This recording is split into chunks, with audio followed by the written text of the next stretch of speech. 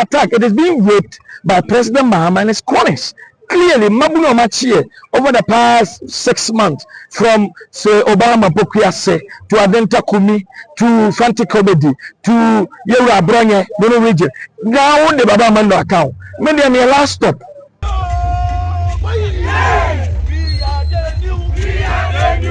Patriotic Party. We are the new Patriotic Party. The party. I'm in the same boat. We shall win to save Ghana. The party. I'm in the same boat. We shall win to save Ghana. Wutie Abusua 96.5. People Munyoku. Sunyana Mountains, more Tim Hogwa Bontin, and say, Ahunahuna, demo basso. So far, my way, son Ahuna.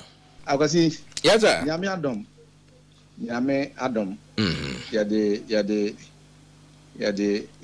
Jumadi in our barrier yet. And a pie, and the true sending and lie a ball, where tea for a man, or a foreman, say, nay, or bad and the young condomia. The battery of Mogu Mountain, so. Na ya chere ade chere ewa John Mahama ama Ghana fo ahu atete a ode Ghana ma FM nyame adom oba ade na ma yakwanya no pai yeto ehu bi mountain so a ye demonstration na boni bia ansi. Okay. Apodi memfa asedama regional police command say omutimi boy ho ban na baby e pese fa bi o krema ye fire. Okay.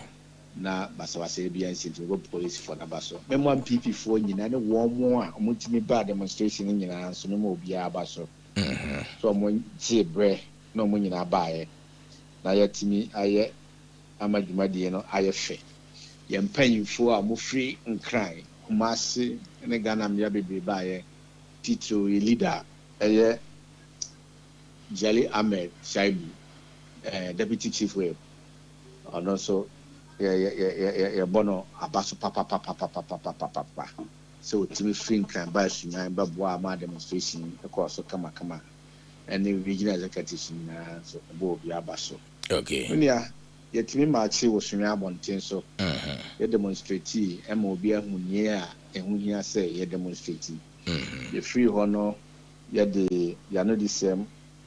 I know ya kuchita gukrata so the command regional minister RCC ho be ya call me regional coordinating council ya call ya no minister anka send you to osma obaba akon e ma ne free e be si na nam one of the directors in Libya on the budget krata no yura Ahmed J Ekasai First to the limitations thereof, that we know that you cannot say anything and everything, and that is what we have been doing. What about people who are even calling Baumia a drunkard? They call him a drunk. They use pork. They have pork in a plate, a Muslim, for that matter. What else could be worse? And all these people are even occupying chief executive positions and ministerial positions. President Nana Akufo-Addo, people went to the extent of cursing him to die. Some even said that he did not have mental capacity. And these are the list of people we are dealing with, and now they have power. The arrogance of power, especially the regional minister here. He had the effrontery, the impudence to refer to his senior members as just any group of people. The disrespect. Nobody can intimidate us here. Nobody. Why haven't we seen people? Did Mandela not go to prison? Did he not come back to become president? Did you not hear him talk about JB Dankwa? So we are not afraid. Did Nkrumah not go to prison? So what is it? Now they rather kill us and stop all this Ahunahuna. It's not working. They should stop. Focus on the bread and butter issues. We are unable to pay electricity. It's 28%. Spare parts is 20% VAT. I have indicated that when you go to the ports, the publican AI that they have fixed there is causing people. I gave the critical example, one major example, that a company went to France to procure goods. They got to Ghana. All that they bought including shipping and everything, cost them 90,000 euros. When they got to the post, they were asked to pay 447,000 euros. You are not seeing this thing. Anytime we raise issues, then you say, oh, the city is stable, and the city is stable, and there's maize glut, there's a rice glut, there's food is all over the place. Meanwhile, we cannot feed our children in school. Meanwhile, you promised the same headmasters and headmistresses that you are going to give them money to be purchasing food for their children, for our children. What is happening? Everything at all. So then you come and you are not even able to fix. 127 ambulances are demobilized. They are not working. Then you come and do a ambulance, and then when people are talking, then you are asking them not to talk. Why? What is happening to you? Please. If you honor, get the initiative room.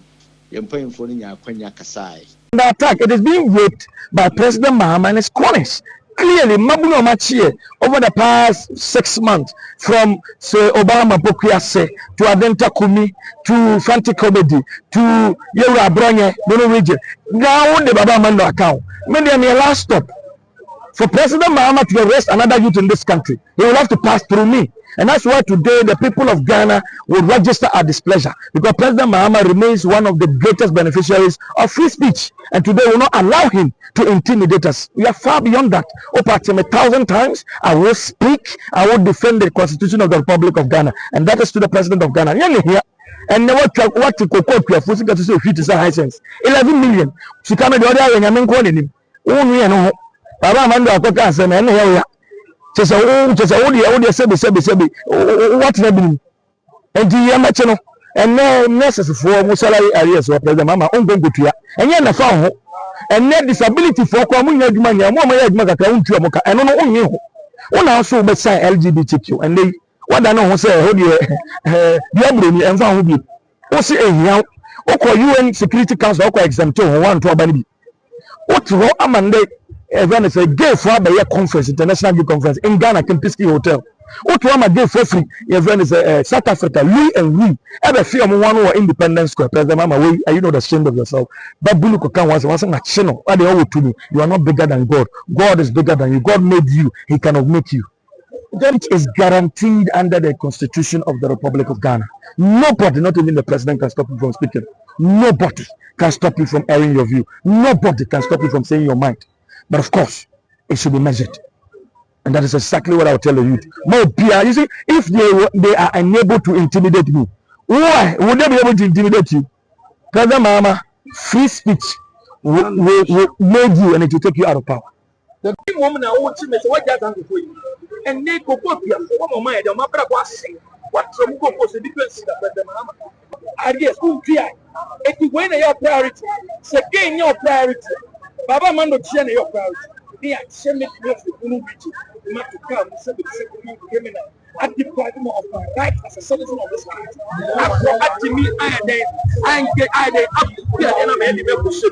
And I will not be silenced.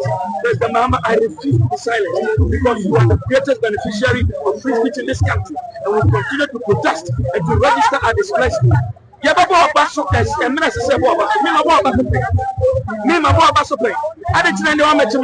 This is hypocrisy, brother. With all due respect, where you have touched the tail of a lion, and I will not be subjugated by any form of intimidation in this country. You Jerry Ahmed, a party phone crime, Ghana phone crime, say, Yensuro Ahunahuna, Kasa de Bekasa, near my bonnet, caution intimi, or being Timin Kasabua and say Yamuda. The Abusua Kasa, Yakasa, the NPP for being said the Kasa wanted that. In the atom, Yakasa no send city, and we are no. Yes, I can say, I can be a Sriana. Until you had the bra near my John Mahama, a sham ranty BH, a deep politicians at them, a D of Pemswa, Sabio Manus Simunaso, a share Kevin Taylor, I see Mumu D of Mensia, Comensia, Dementia Tem. In the name of Mrs. Anna, Ranty Mabawana Banebe. Said the Bia can see you see or the exchange strand with getting Munanti. Until my young was so much can be at them in Tibishi. Into a cast some crown and fat them one, your margin say at them near Bawam, National Security Fabric. Till I may say, Prince, obi anka na komantri yam de ese kan bi ese eka na ma yenye atemdidie ampa yenso yetie na sopam aden de ye dada se yenni atem yensua omo yen NPP for yen DC for enti de na de ese kan bi anso de agwasi ya be kan magana for ate okay say yeti oman mu na yenyina ya japade a obade de adom ya gold yenyina ya dia na de ma wunua de ene ye kan nye bone ene osu bekunya kra beka ye be kan magana for nyina ate se oman ya ye wo mu japade e wenyina ye wadwoma de mani nwa Ibrahim ama ene de ye be kan magana for ate ye be kan magana for ate se oman ya ye wo mu se ye wa teacher for o machira de o makọ ntete amakọje ntete almost 47,000 tifie wadwoma ma so be famu 7,000 pe the 40,000 na akara omo nye den ye be kan ma tie for ate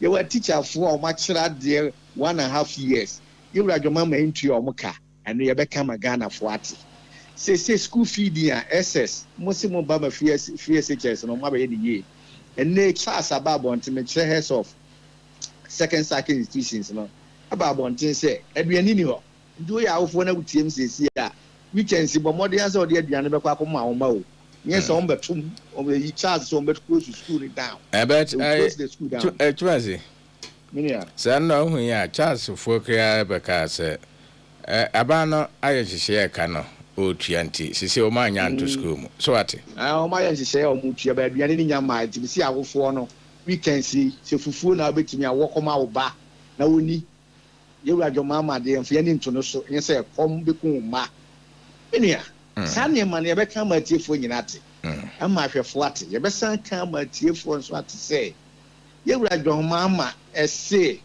eba sebe otumu be ma fa no yonku tumu oba de ne nse wo no yonku oba ase a ono no sane ma no onwen ho de obi apɛ na onye ono wase anya de da na koma so abra wo de ye campaign no ene wase enna na ko nka de na dwen kra ho de o dwen hu sese wo man mu ni se obenya akwanya na ba bia gold hye bia o de mani nua Ibrahim ama ena o dwen ho enye se oba de ne nse wo no yonko oba be ma fa no yonko tumu ena ono obedwen ho ene ye beka ama Ghana fo ate ntibinia nkurahye o mo de ama ene de atoya koma so ye bekoso akane ma ekoso oba santima mu a hospitals ahodo a akufu abisima ye ene ewuradwoma ma ba wagya ni nyina gu ho ye beka ma Ghana fo ate okay ni anti se atemdidi a o hempanfo bi achi ene ti abu a obu manhia obu a wonfa manhia ye ewuradwoma ma ne na ndisi fo ni die ba akokora ni won mfa manhia no ye beka ma asanteman so ate so mu manhia omo mfa manhia nya hwe ye beka ma asanteman ate se NDC ye party a ese de ho to no so minia se ne ese kan bi ade ye beka ene bibi akoboko obi hu anti obi hu anka na me adom ye de aba awie ye kama ene ya nyina be hyefi a ye agi ahome kakra okay na tuma se wo hwe enipa e ba ya adom no hu ne sei minia ye yusu enu anko na bukura wo ye nsentwe no te ho asem me bo a yes enu ya wo te ho asem na ni die kwa so ma me akwanya ma me no kasa ye ntimi na nsentwe for Ghana nyina ase ye the 2 days pe NIS announcement that's Monday and Tuesday 2 days pe ene ye de boss ada wo ya to hwe nipa na ba ye na eye ye ni aso eye papa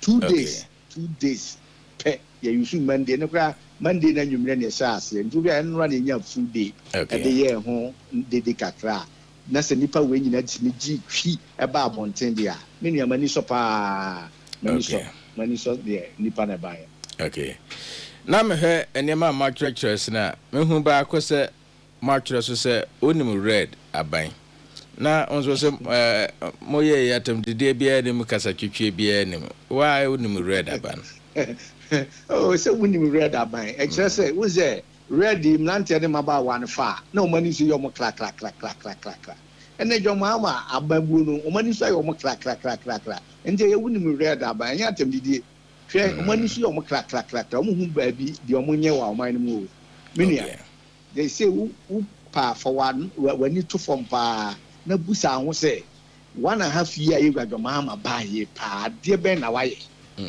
Yet ya santima na waka na ya nye nipa bi be ka kire se ya penti ya drodro interchange ase nti eno na asantefo pe na ye ti almighty woni almighty menua papa na fe almighty na so am run about me hwan almighty papa na o ask no me almighty yeah woko almighty so am run about to no nyanye so mo ye interchange no o sha ase drodro tumfo anya ne o o sha ase drodro tumfo drodro ewu akofo ne mpanyimfo no mo asantem nyene udru ayi a ukoji a wotra mo ogro kakra bia ko ani won se na branch bi so drodro ho pa enti die wo see interchange you know ye mo na baso na emom bi okodro ho no ye see wa ya dia ma yehu bi da wa santimam di ndc ba 1 year ni drawing na ya draw interchange asinti no ama santimam tumpun anyam puntuo sa ama eno na eton asintimam what a shallow say no na eton asantimam na asantimam to no ho ne no na amoako hene ne maame pra ya wo no okay nti obunya bibia mfa nkire wa asantimam na ase nipa bi ani bre no ha na e kasa basa asantimam enia nti bibia ko so kama pa bibia ko so kama wa asantimam okay ohun bamba for adwumade se na afemi nja kwan me da ase edika se na medical abo ma baso no penche bi ansi okay baby ana disagreement wa baby ki true bi be 5 minutes men kan no bi ameka se manka okay no police ni amo obi protester bi ani wonu so yes obo obi bia enti bia ye verbal exchange kata ne ba o yemfa mamfa yemfa ewie ni police for ne tiase mai se mo de mo pa mo fa ha ye fa okoboko ye ni police for ne ye kama because to nso no na we nso ma we bi na we yesi eye kama asuriye nko obi ehu anti nti me bo regular police command no